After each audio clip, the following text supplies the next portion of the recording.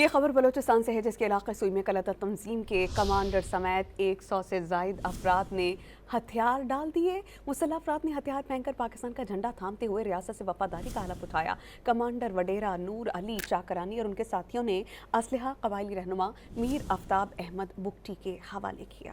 سوئی میں قلعہ تنظیم کے کمانڈر سمیت 100 سے زائد افراد نے ہتھیار ڈال دیے۔ مسلح افراد نے ہتھیار پھینک کر پاکستان کا جھنڈا تھامتے ہوئے ریاست سے وفاداری کا حلف اٹھایا۔